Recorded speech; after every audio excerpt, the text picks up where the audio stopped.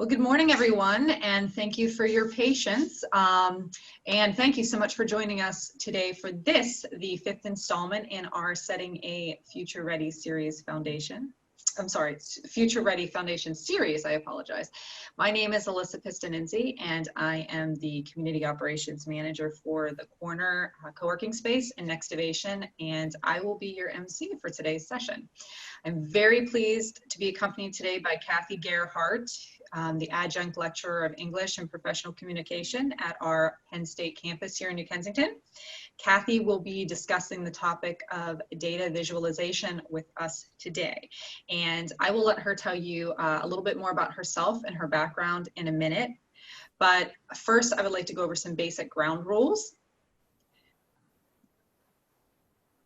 You may have noticed that your microphones are muted and the video is turned off for participants out of consideration for our speaker, as well as your fellow participants.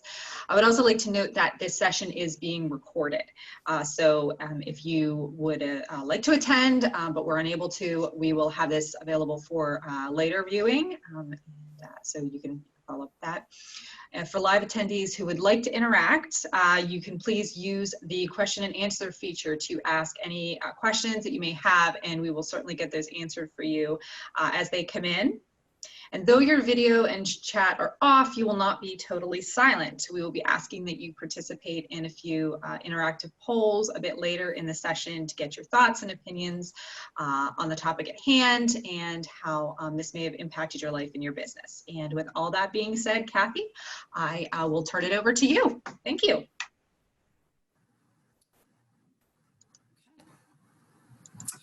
Thanks for joining me. I am an adjunct lecturer of English and Professional Communication at Penn State New Kensington.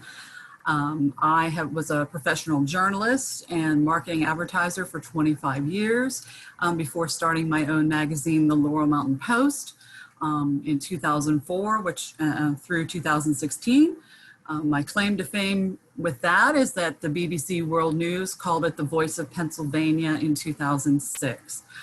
I like to say that my career was not just a journey in publishing and entrepreneurship, but in education, creativity, and the building of partnerships, which is a success that comes from the enthusiasm and ownership of an idea with the flexibility to adapt to outcomes, both anticipated and unexpected, generated by the marketplace as well as the community.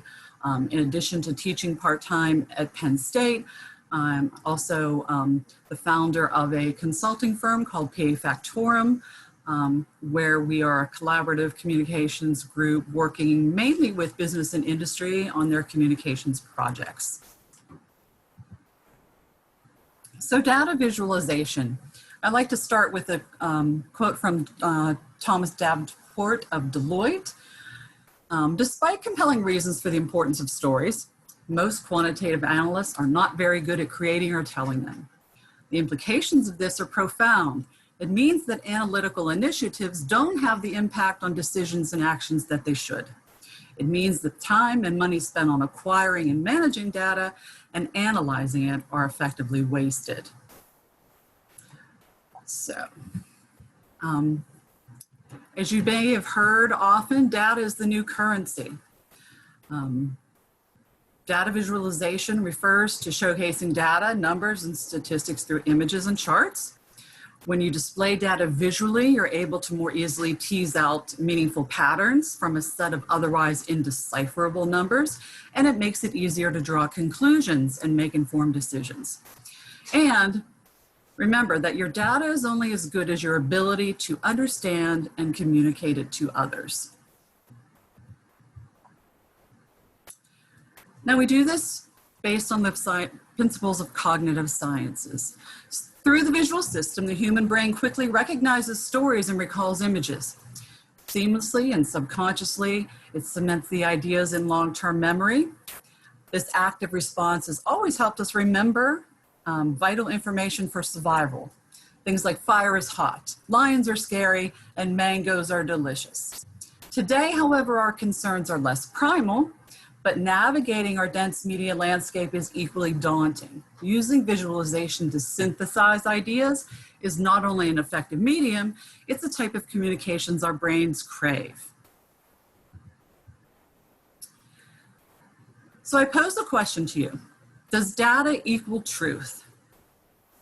Although the information renaissance has triggered its resurgence, data visualization is nothing new. For hundreds of years, data designers have brought numbers to life to give us better insight into the world around us. And their data storytelling has become lessons as relevant as ever. Which comes to our first poll question. How much do you believe that the statistics that you see in the media, 1 being the least, 5 being the most?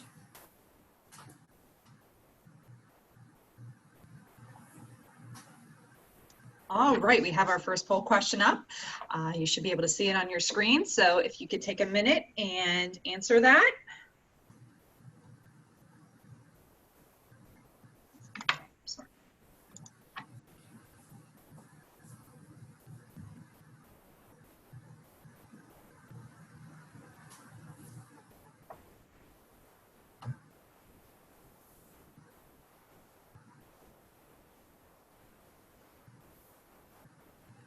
Votes are coming in. It looks like almost everyone has voted. Thank you so much. We'll give it one more bit to see if we can get some of the final votes in.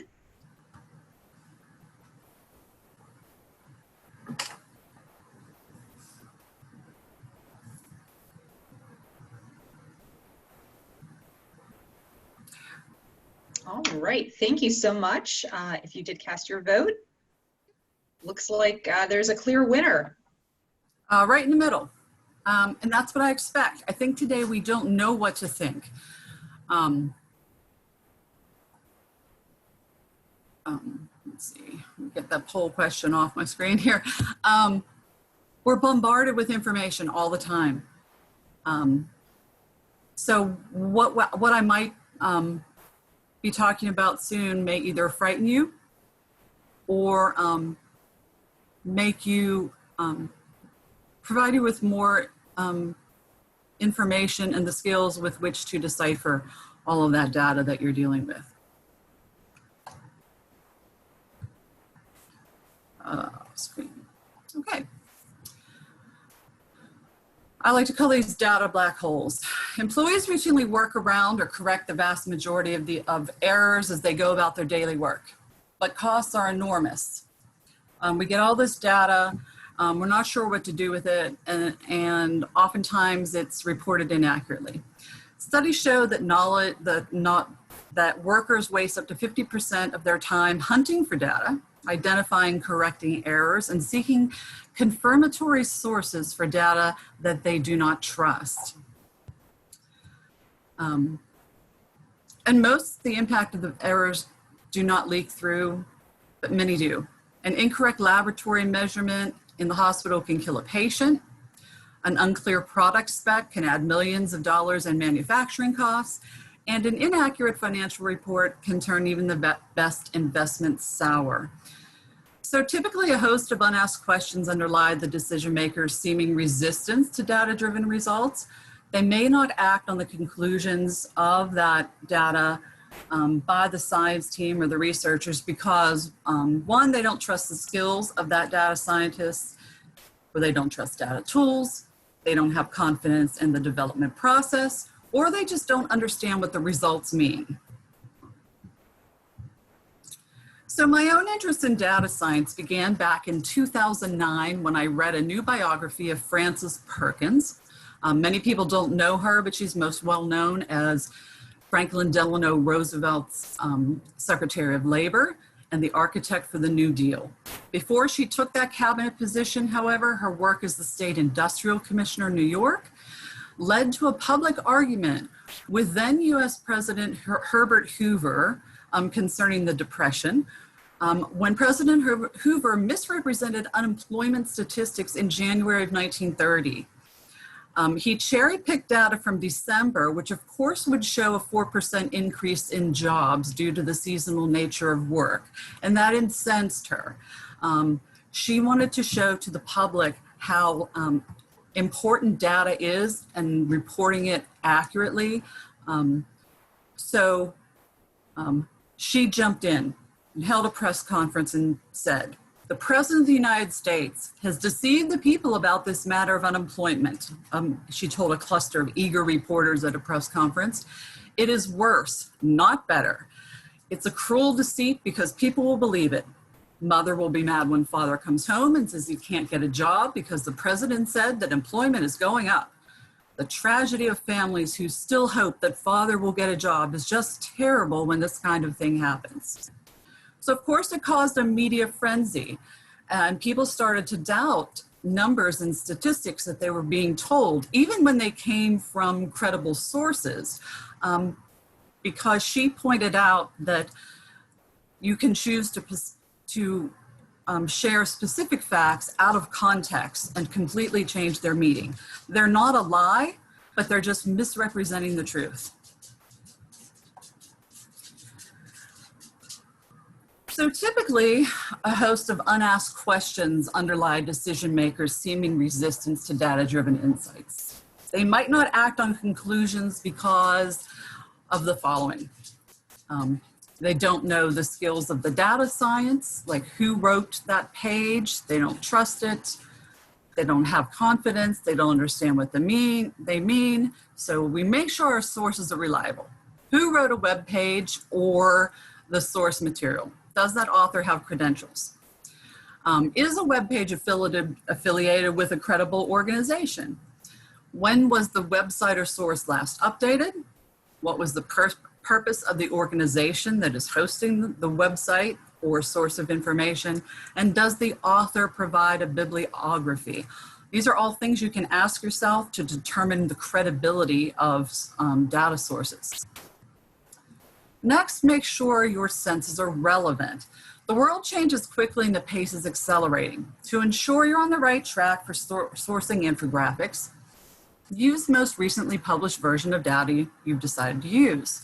Some data producers, such as the Department of Labor, revise their data on an annual or even monthly basis, but this is not always the case for every producer.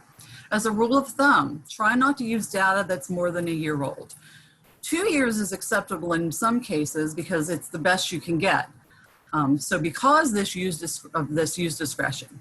In all cases, be transparent about the age of the data set you're using, either included in the infographic copy or at the source list at the bottom, and this provides context and clarity to that information. And also, if you're using multiple sources, make sure they're complementary. Even if you're only using 2 sources, they can still create a lot of variance. So using 2 sets or resources of data that clash on opposite sides of a political spectrum make crafting that data narrative difficult.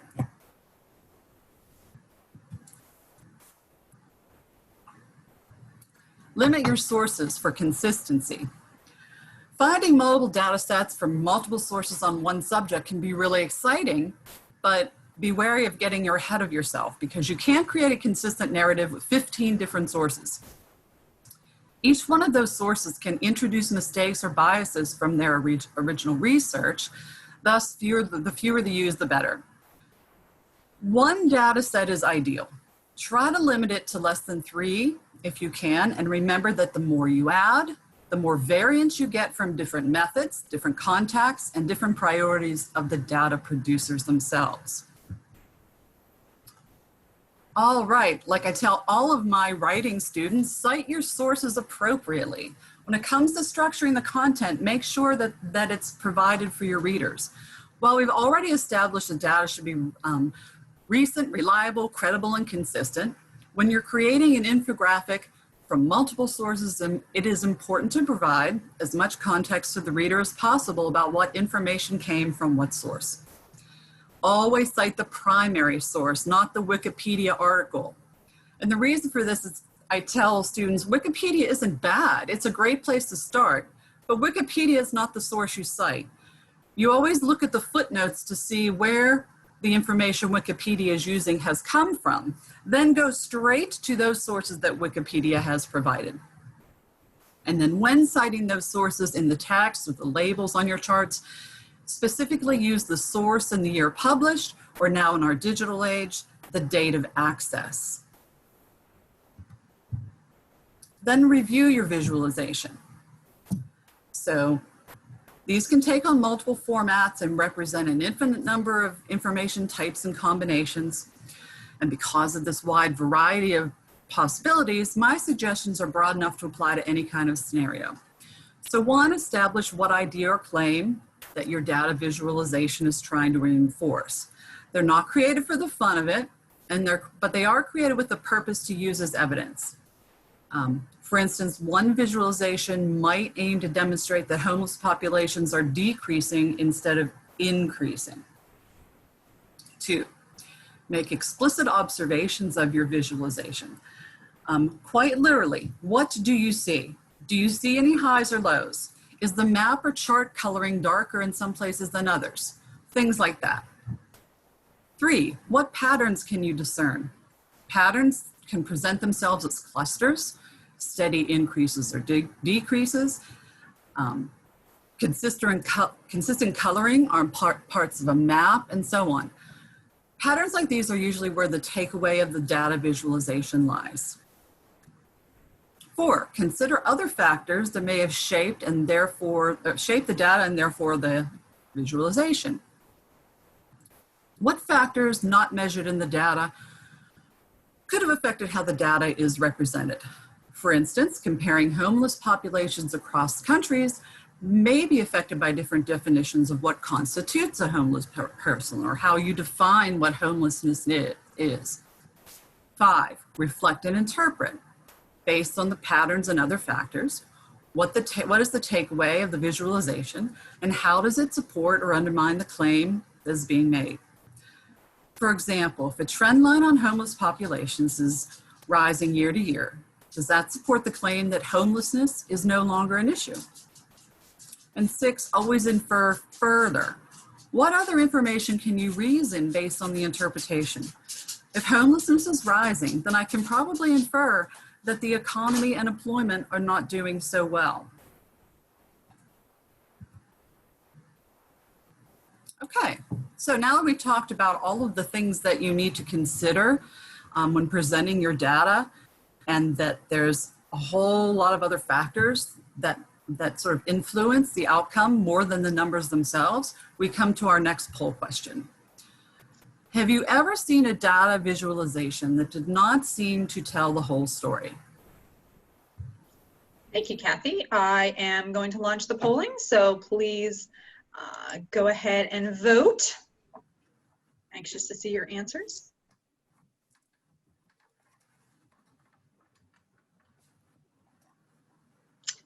Well, Kathy, I would say that that's a resounding vote in one direction.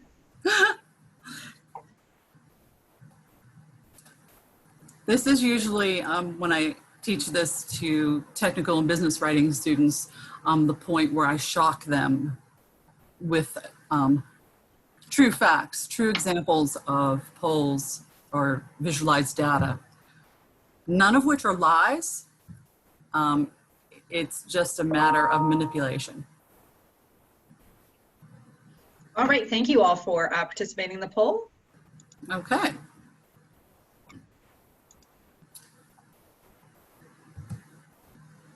I'm afraid to ask you now what all you've seen. But some examples of how you can mislead, intentionally or not. One is called truncating the y-axis. And if you're not a math or science person, it simply means that you shorten the range in order to influence the way it visually looks. So in this case, we're looking at the interest rates between 2008 and 2012. And if you look at the axis on the graph on the left, it really looks like they've shot up. But if you look at the graph on the right, where we go from 0 to the highest, like most relevant interest rate over that period of time, they look like they've stayed pretty much the same. And the reason that people truncate the y-axis, as you can see, is to make it look like they've risen. They use very small increments on their y-axis or the vertical line. So it's something to watch out for because we tend to look at charts quickly and infer information that way. Oh, that looks fine. Cumulative graphs. Several years back, Apple did a presentation to its shareholders. Cumulative graphs, we know, people use for revenue, downloads, and other important metrics. However, when you show a cumulative graph, of course it's going to show an increase because cumulative graphs are made from adding data from year to year or what have you accumulated over time. So if you were a shareholder in the Apple meeting, you would think, wow, my shares are doing great. Look how much they've gone up. Our company is soaring. But if you overlay actual numbers and quarterly statistics, you can see that there have been highs and lows over time. And it doesn't mean that things have had a steady rise. But oftentimes people just stop short using that cumulative graph. Uh-oh, did our PowerPoint went away. I'll try to get it right back.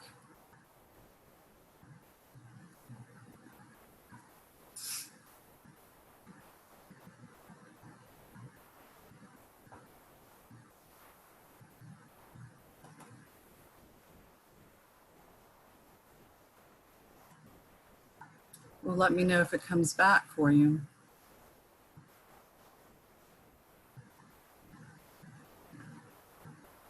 Okay.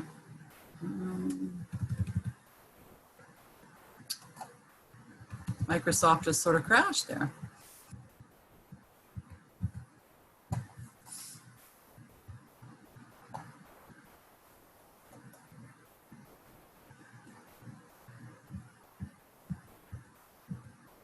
Okay, is everyone back on cumulative graphs? Yes, Kathy, I am. Thank you. Oh, okay, awesome. The third one is ignoring conventions. So constructing misleading data visualization is a violation of what we consider a standard of practice. We're used to the fact that pie charts represent a whole, or that a timeline progresses from left to right. So when we violate those rules, you have a difficult time seeing what's going on. Our brains are wired to misinterpret the data due to our reliance on these conventions. So in this case, the Florida Department of Law Enforcement in 2014 put out this graph after Florida enacted its Stand Your Ground law. And the question was asked, did murders go up or down as a result of that law? And what that law meant was that it was legal for you to shoot someone who entered your home without ramification of being prosecuted for murder. So just looking at that graph, you would say, wow, the use of firearms in murder went way down after that. But the convention was flipped because 0 is at the top rather than the bottom. So if you take time to study it and really look at the labeling, you see that they actually increased quite a bit. So that was published by Reuters, and people really looked at it because how much time do we really take when we look at charts?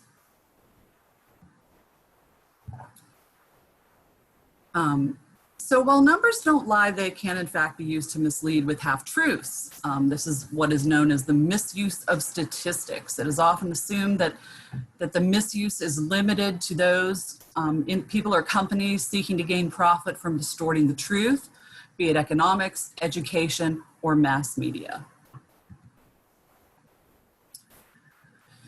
So telling truthful, accurate stories is creating human connections. There are many types of communication, but data storytelling is uniquely positioned and scientifically supported to help you achieve your communication goals in many ways. The visualizations, big data, brand storytelling are all terms you're hearing lately, and you're likely to hear more, especially in the marketing sphere. And in 2016, I know that's a few years old, there's probably a newer poll that supports it even more. LinkedIn found that the #2 most desirable hiring skills are statistical analysis and data mining. So data is everywhere, but what we do with that data, what insights we tap into it and make it valuable. And that is essentially what data storytelling is all about. Another quote I really liked was, "Numbers have an important story to tell. They rely on you to give them a clear and convincing voice." And that is our hope when we create them. So Column 5, which is a media company, created this little video that explains the importance of data storytelling. They say knowledge is power, but how do we make knowledge powerful? Especially when that knowledge comes in the form of data. Lots of data. How do we find the meaning? Tell the story. Share the story. Infographics, where data meets design. What makes good data visualization? Take a few seconds to count the 7s in this number set. How many were there? Not sure? Now try. A simple color change makes comprehension almost instant. Color is one of several pre-attentive attributes, like size, orientation, flicker, visual clues that the human brain processes within 250 milliseconds. Now imagine that we're not looking for specific numbers, but patterns. We can use color to show correlation, size to show quantity, or orientation to show trends. And not just data. The power of design can be used to better communicate all sorts of information. Processes, hierarchy, anatomy, chronology. Better communication through innovation. Because your message is only as good as your ability to share it.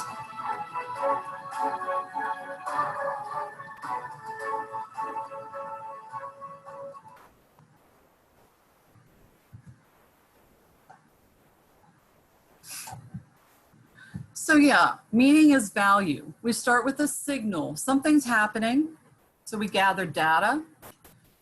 From that data, we extract information.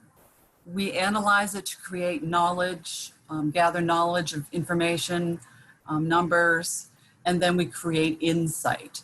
So that is the statistical model, the information refinement, created by a person named Dave Campbell.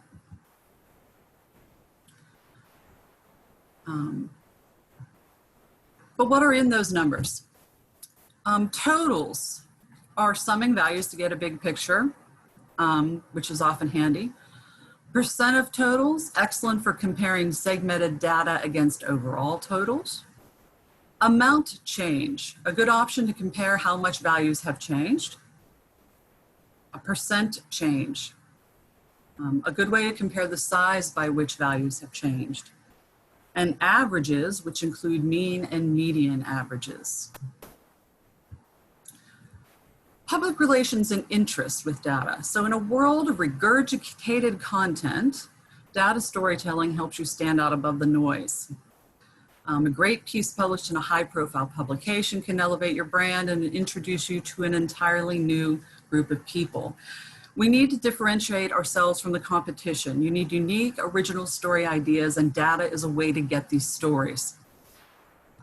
It's especially true for data based on internal data, or when you have proprietary data that no other brand has access to. You can tell a story that no one else in your industry can tell. These insights can help you shed light on a previously unexplored topic, introduce an interesting angle, or provide useful perspective to people and or industries. Not only are they compelling, but publishers are hungry for great storytelling. In a world of regurgitated content, data storytelling helps you understand or helps you stand out from the crowd and get above the noise. So the next thing we have to do though, once we've done that, we need to make sure that we're credible. There's a lot of content out there, and as you've all mentioned, you were split about whether or not you believe the information you see or somewhere in the middle. A lot of that content is just made up stuff. So in this world full of conjecture, people want cold hard numbers that anchor claims to reality. If you can anchor your story to credible data, then they are more inclined to trust both your message and your brand. So the example here is shedding light on food insecurity in America.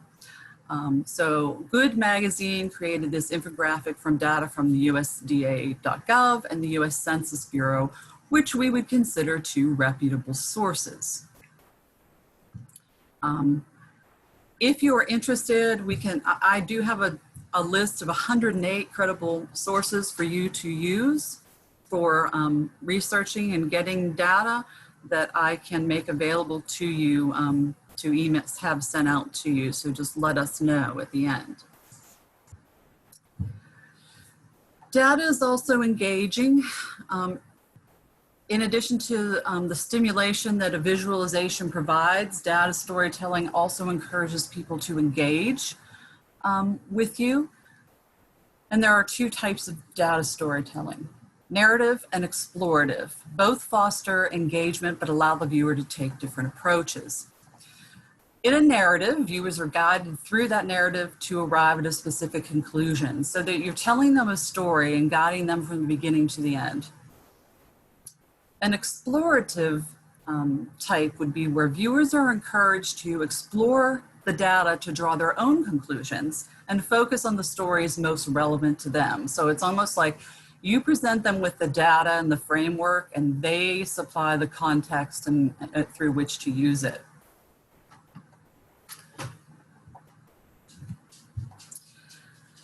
Data is also versatile.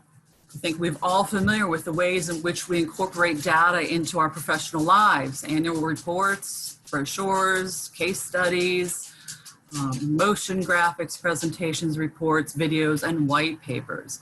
So an interesting data set or visualization can also be repurposed to enhance other types of content or used for social media.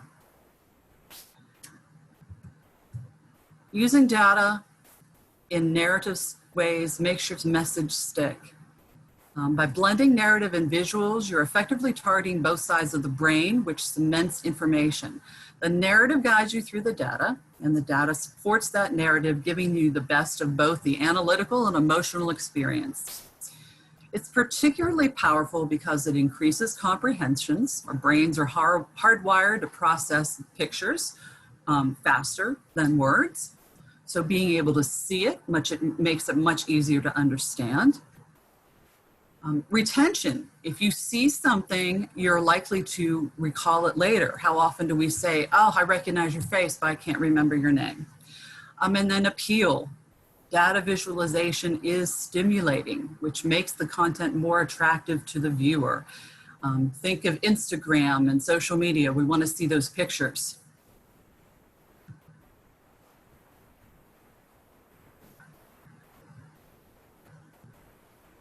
Okay.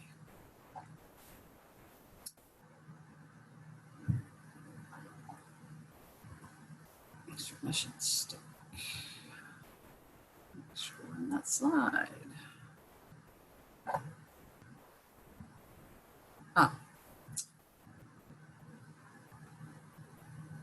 We got a little off track there. How to tell a great story. Okay.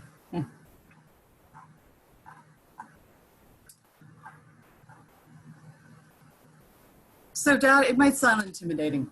I have all this data, so what am I talking about by telling a story? Why isn't it enough not just to show a graph? Especially if I come from a non-mathematical background. So all these numbers make my head hurt, or it seems like a foreign language. Analysts and statisticians have fantastic skill sets. But when it comes to a human element, they often find it difficult to effectively translate all the data points into an interesting story. So by taking time to understand who you are trying to reach, it's easier to translate the data into a language they understand. So if you're diving into data storytelling, there are certain elements that will ensure it succeeds. First is knowing your audience. As a reader, your goal is to understand, interpret, and reflect on information represented in a data visualization, and then infer new information based on that assessment. However, it can be difficult to accomplish if you're not familiar with data and statistics. So remember to ask yourself these questions when preparing a visualization for others. Might you have more than one audience? Do you have any demographic clues about who your audience, about who they are, age, sex, cultural background? What does your audience need or want? What do they value? What is most important to them? What are they most likely to care about? What kind of organization would best help your audience understand and appreciate your argument? And what do you have to say, or what are you doing in your research that might surprise your audience? What do you want your audience to think, learn, or assume about you? And then in the end, what impression do you want your research to convey? So a strong data visualization can be used alone or part of a larger piece. The power of data visualization lies in, of course, the visualization itself. A stunning visual is not only aesthetically appealing, but lets the viewer see the story. Sometimes a simple data visualization can even be more powerful than a detailed story with additional copy or content. So basically, if you are successful in combining a story with data and visuals, it causes your audience to engage, enlighten, they understand it, and then they are often spurred to invest in change.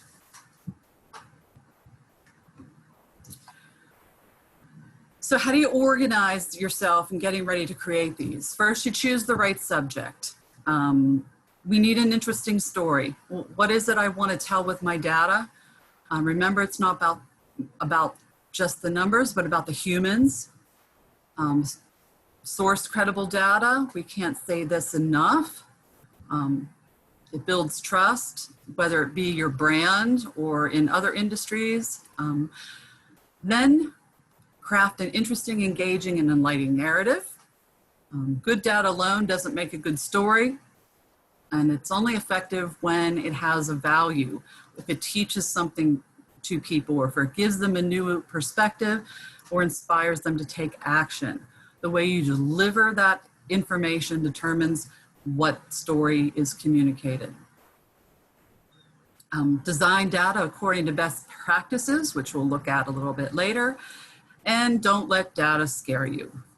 We know data in itself can be overwhelming if you don't know where to start. We're bombarded with it every day.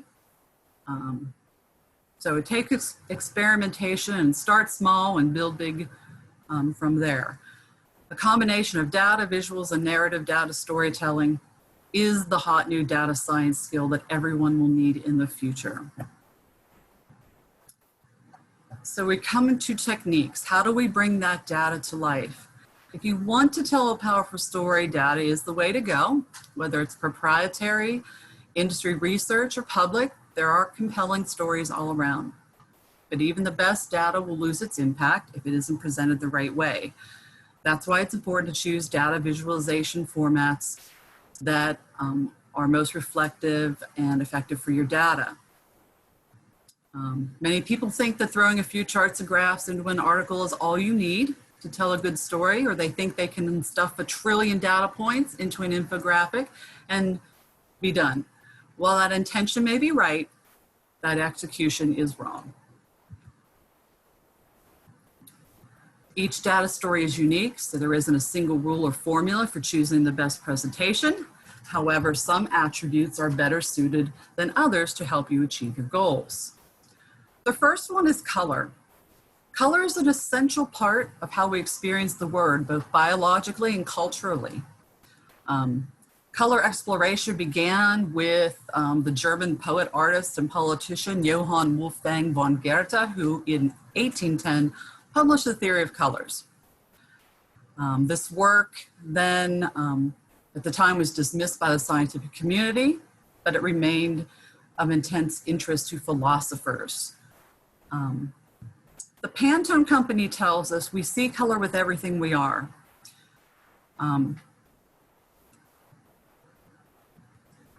It starts as a signal and passes along our optic nerve and quickly develops into an emotional and social spatial phenomenon that carries many layers in it to create a vivid meaning. We experience warmth, danger, romance, revolution, heroism, or evil, depending on the cultural and personal matrix in which it appears. So color is a great tool when used, but when used poorly, it can not just distract, but misdirect the reader. So let's look at the connotations of colors, because they can have good or bad meanings. If you look at this is a Western interpretation of color meaning. Yellow is creative, happy, warm, cheerful. Black means death, drama, sophistication, or security. Red we see as excitement, strength, love, or energy, and so on. But when you can look at the cultural considerations of color, the little tiny graphic up on the right is a really wonderful resource, but you have to blow it up large to read, which tells you all of the cultural regions of the earth, and then identifies, I don't know, like 100 feelings or emotions that are associated with it. And by reading the wheel, you can tell what color means what in what country. But my example is red. In Western society, as you can see, power, passion, or danger. It means religion in Central America. In Africa, especially in South Africa, red is the color of mourning, so mourning as in death. India sees red as color symbolizing purity. And China uses red to imply happiness or luck. So when choosing those colors, you really need to be careful, especially when talking to international audiences. Okay, next are color schemes. When you're developing infographics, you want to choose colors that look together. Some people just choose colors randomly, but there's a few rules involved. One is analogous, so those are colors that are lined up next to each other on the color wheel. They're close in shades. Okay, you easily move from yellow through the blues. Monochromatic, different hues or shades of the same color. Complementary, how do designers choose colors that go together well in your house? They really look at that color wheel. Colors that are opposite each other on the color wheel are considered complementary. So blue and orange is an effective combination. One that's difficult to use is red and green, because Western society associates that with Christmas. So be careful there. And then triadic means you look at the color wheel with a triangle. So in the case represented here, you have yellow, purple, and green. And when you plot them on that color wheel, it forms a triangle. So some tips. Use a single color to represent the same type of data. Watch out for positive and negative connotations. By that we mean red on a line chart usually means that you're in the red, so to speak, with business. And green is often associated with growth or financial gain. So be wary of things like that. Make sure there's sufficient contrast between the colors. Avoid patterns. So what we mean by that is background patterns. You want the visual lines or shapes on your chart to really stand out, and background images often make them harder to read. Select colors appropriately. We've been talking about this. And then don't use more than 6 colors in a layout. If you look at the example chart with the X, you've got all those colors obviously representing different things, but it makes it really hard to read. The chart on the right, apparently they wants to emphasize the orange line. So by making the rest gray, it's much easier to discern the information they're trying to communicate with a glance. The next thing would be word choice and implementation. Careful word choices can transform a mediocre writer or communicator into a better one, or make a dull subject seem engaging. So word choice is important not just in writing, but also in content creation. Selecting precise words will help you increase the impact on an audience. So one of my heroes here, Alan Alda, was a former actor turned host of Scientific American Frontiers for PBS. And most recently, he founded the Alan Alda Center, or rather the Alda Center for Communicating Science at State University of New York, Stony Brook. And his big phrase is jargon is gibberish. And it should remind you to always use plain, simple language. And that in the end, you're not dumbing it down, but rather expanding your audience, along with both qualitative and quantitative comprehension.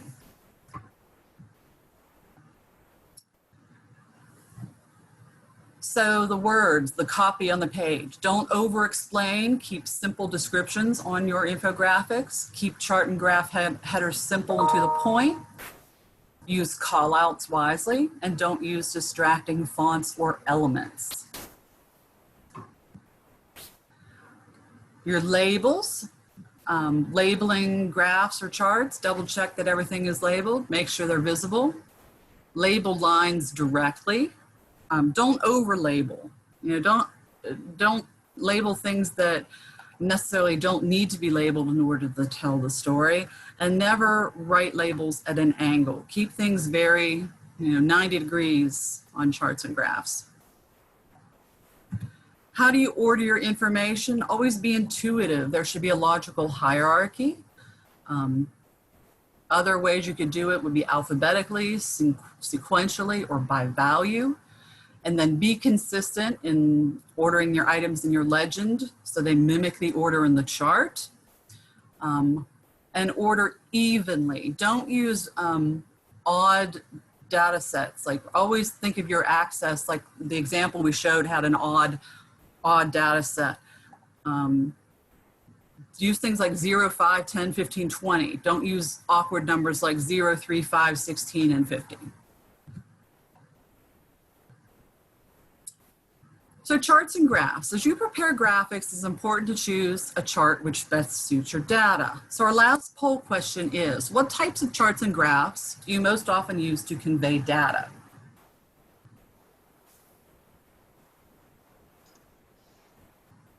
All right, thank you. I will begin the poll, and you can go ahead and vote now and register your answers, please.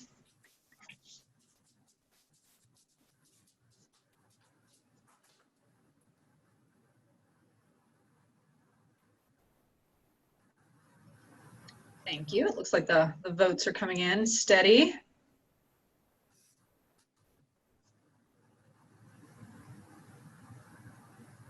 Ooh, someone uses a histogram. I'm impressed.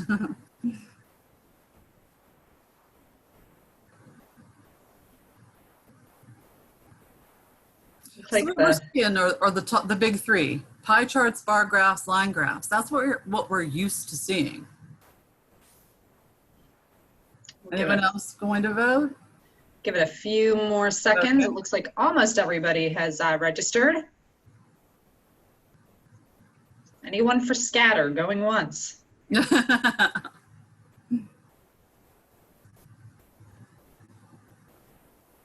All right. Gonna end polling, and that's pretty strong results there. Okay.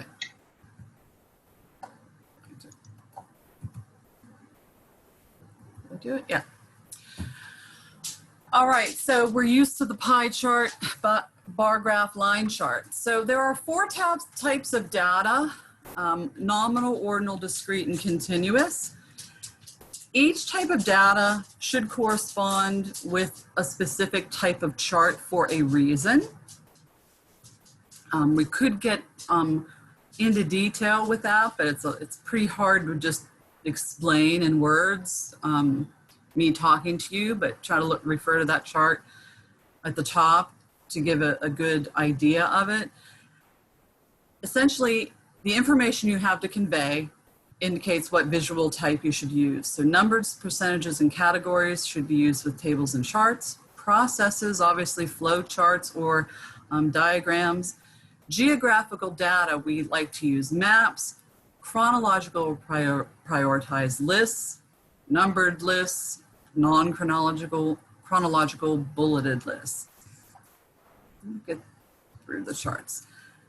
Here's a great thought tree. Do you want to show comparison, distribution, composition, or relationship? By answering that question, you should be able to determine what type of chart to best use. Again, this is something I can make available to you because it's kind of hard to take it all in on a slide. Another type of visualization is a pictogram. When you want to make data more simple or visually interesting or engaging, you can make the kind that shows ratings or scores. That'd be where we have like 4 out of 5 stars. Indicate progress to a goal or a project status report. We've always seen like the thermometers with the rising red on it. But this project status report is an example with the check marks.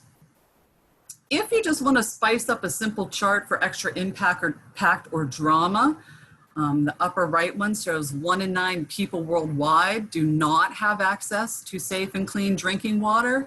And they use the pictogram of the water droplets to kind of drive home the idea of water. Or you can visualize tallies to summarize survey results as shown on the customer satisfaction survey. By using people in the bottom of that, it makes it more human, making that connection between data and humans. It's something about, these are actual real people.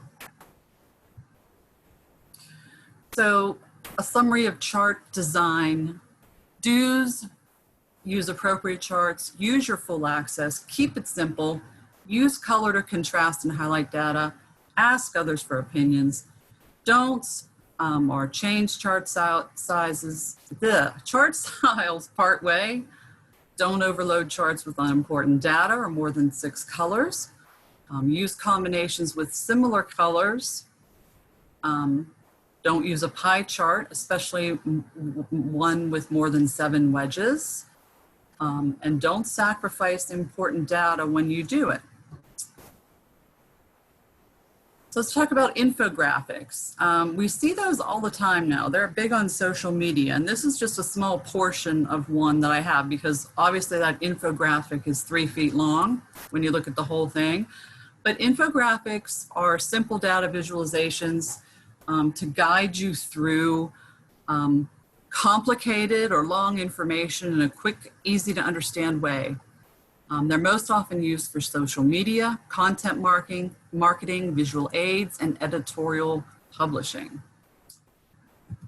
Animated graphics. They all have the same benefits of the infographic, but the motion makes them more attention grabbing. They're only good if you want to mix up content and experiment with motion without creating a full interactive.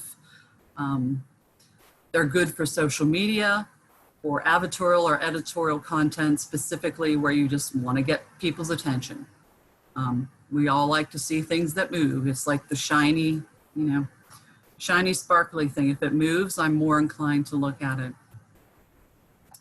Now, interactive infographics I find really useful because they show a ton of data and allow you to access it in a way that you want to use for your needs. We use them for engagement, a deep exploration into data or immersive storytelling. So this one, I'm just going to open it. It'll open up in a new screen. Everyone can still see media use in the Middle East. So I want to look at political empowerment. So it's going to show me a bunch of options. So if I just want to look at age 23, 24 through 25, languages, you see how the chart's changing. I'm able to access the information that I want to see. So I find those really helpful. Pew Data Research is one place that uses those a lot.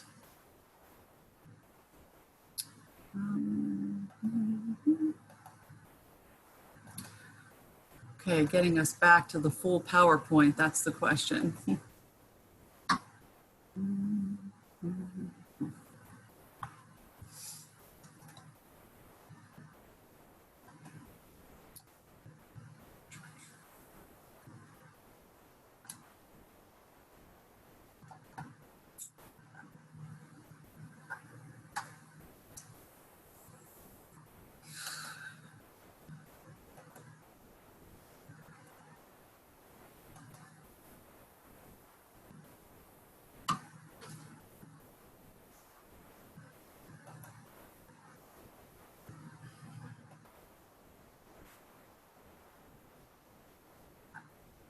We're almost done. I just can't get it to open up again. Well,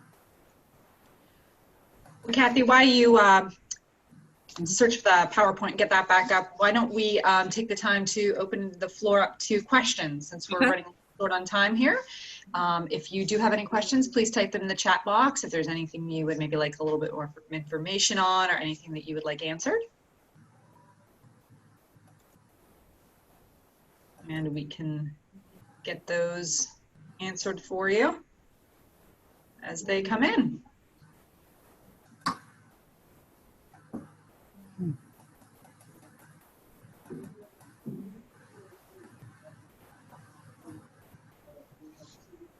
Again, if you do have questions, please type them into the chat box.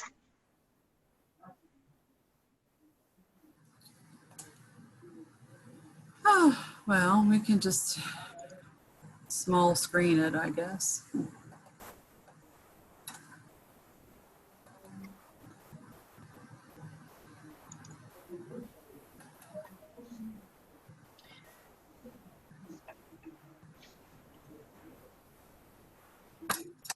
I'm not seeing any questions, Kathy, so you're, oh, actually, I have to speak again. I do see a question coming in. Sure, from Bob, can you distribute the PowerPoint? Very informative. Yes, we can. I am not sure why it won't allow me to share my screen anymore. Let me keep trying one more time. Kathy, if you want, I can finish up by sharing for you, if that's helpful. Okay. Is anyone seeing anything? I can see this. Yeah, you're doing fine. Oh, cool. Finally. Yes, we see motion. Well, we did see motion graphics. Now we see interactive. Now we see motion graphics. Cool. All right. We're almost done. Wow. That's always awful in class too. So motion graphics tell a succinct story in a short amount of time. Useful when you have an abstract concept. 40% of all food in the United States gets thrown away every year. A family of 4 spends more than $2,000 annually on groceries they'll never eat. And the average person wastes about 240 pounds of food each year. That's nearly the same weight as a refrigerator. Reducing the amount... Okay, so just a short sample example of how that works. This page. Videos. So a motion graphic is showing you still amounts in it. But a video, you could just instead make a video to tell the story that based on evidence of something you want to define. So you could incorporate a text graphics or visualizations, but the strongest selling point is probably to put that human spin. So telling a succinct story in a short amount of time, especially when you want to create an emotional context. content. So I chose Pittsburgh Dad. Instead of showing you all of the evidence that you could gather to how does one define fall, I thought this video was a good example of that. Days.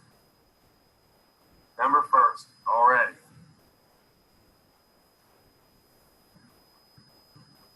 What in the hell, Albane, is going on here?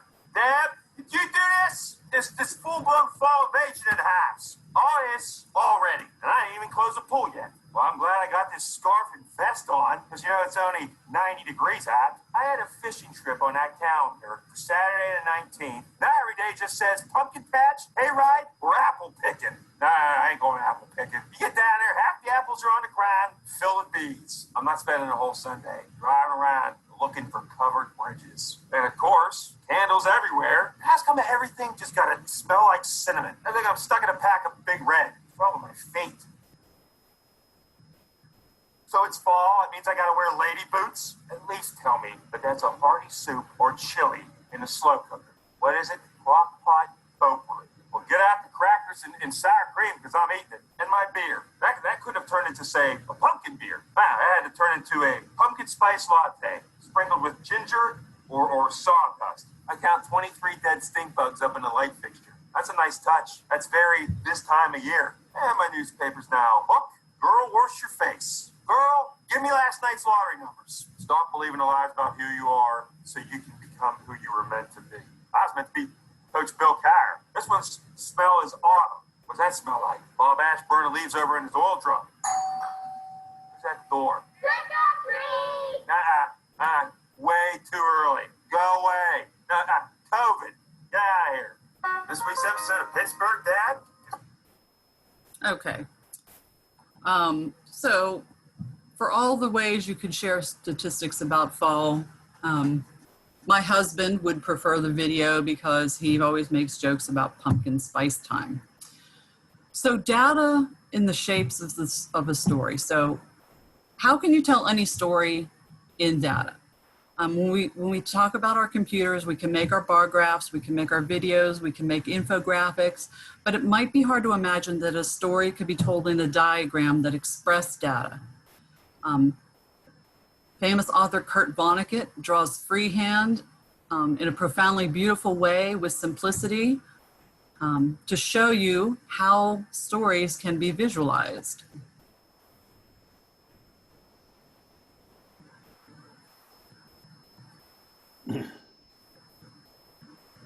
Has created a body of work of startling eccentricity and universal appeal.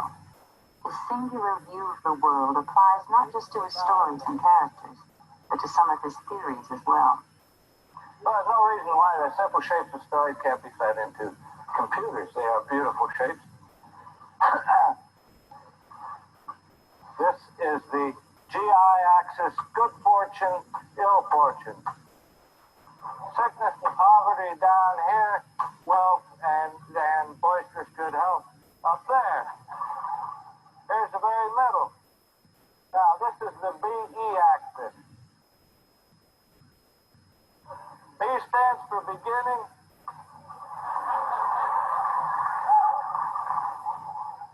E stands for electricity. Now, this is an exercise in relativity, really. The shape of the curves are what matters and not their origins. So we'll start a little above average. Is why get a depressing person? We'll start... The whole thing, we call this story Man in Hole, but it needn't be about a man, and it needn't be about somebody getting into a hole. But it's a good way to remember. Somebody gets into trouble, gets out of it again. People love that story. They never get sick of it. All right. Not copyrighted. Another story.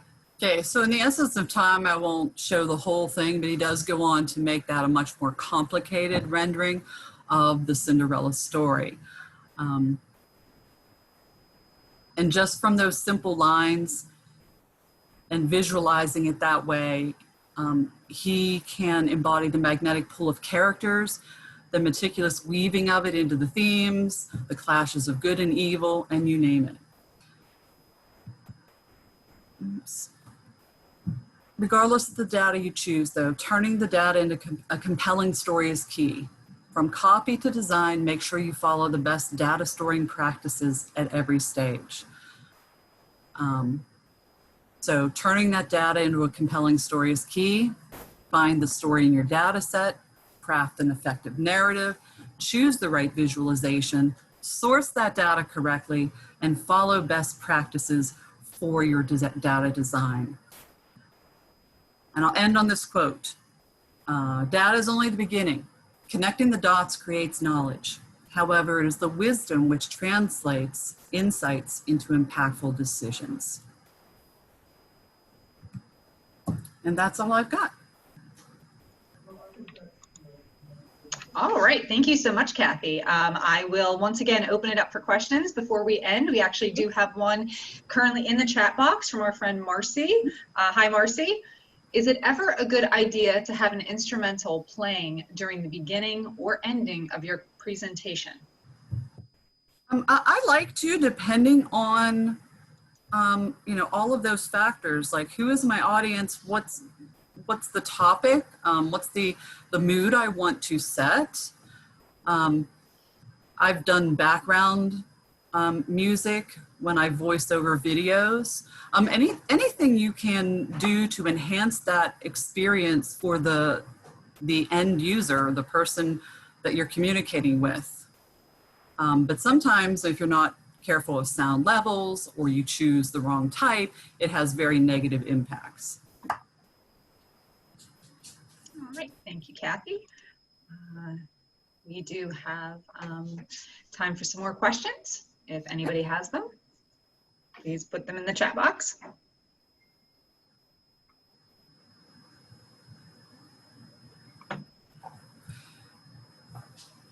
Give it another minute or two before we wrap up. So I will remind everyone again that we'll be distributing the PowerPoint, and I will also have that handout list of credible data sources. So when you're mining for statistics, these are places you can go to get that raw data that you need to compile or analyze. They're divided into like industry or category. So, you know, when I say there's 108 of them, it makes it easier to find what you're looking for because I have them labeled into groups. All right, thanks, Kathy. One final chance to put your questions into the chat box before we end. Once, twice.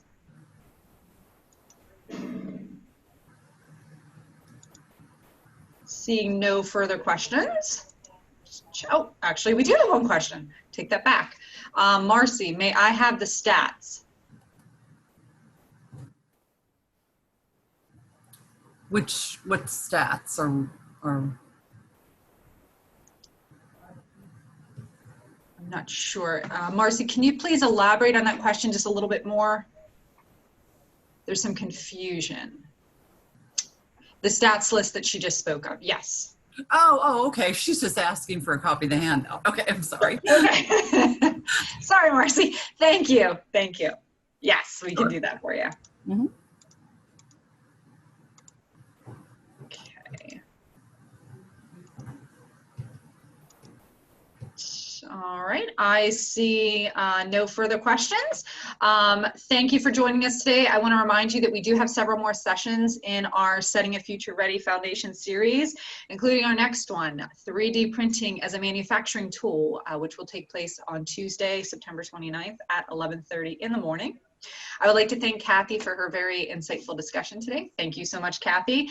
And I would also like to thank you all for joining us. We look forward to seeing you next time on September 29th. Have a great rest of your week.